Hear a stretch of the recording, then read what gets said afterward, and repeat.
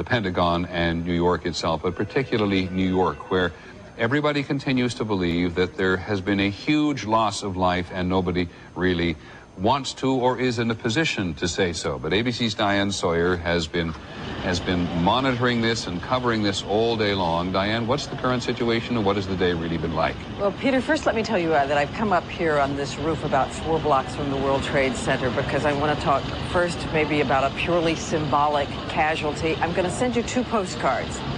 Here is a postcard of the skyline of New York as everybody has known it up till 2 days ago. And here is a postcard of the skyline as it is now.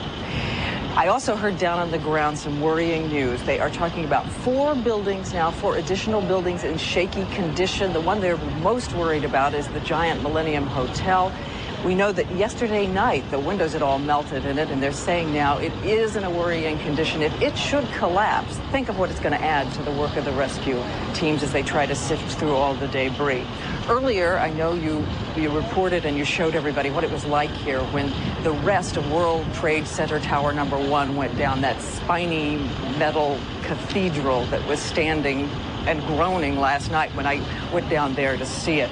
It collapsed. People were terrified. They were racing from the scene. And of course, as you said earlier, smoke is now just cascading over all of Manhattan. And there are health advisories about the asbestos, plastic, and smoke in the air. Now, the casualty figures that you have talked about, the grim ones, we have been calling. We have been searching. Here's all I can tell you at this point. 11,000 people reportedly at local hospitals. 2,000 of what they're calling the walking wounded ferried over to New Jersey for treatment there. We're talking about the 55 known dead in addition to the 266 who were on the planes. We keep calling and saying, do you have any sense at all how many people have been reported missing?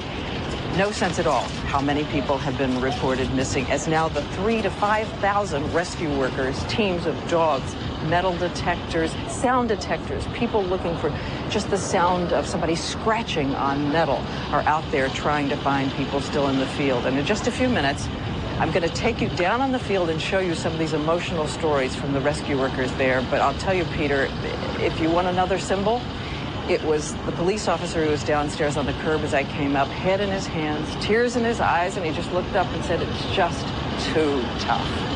Peter? Thanks very much, Diane Sawyer. And as Diane makes clear, we're going to go back to her before very long.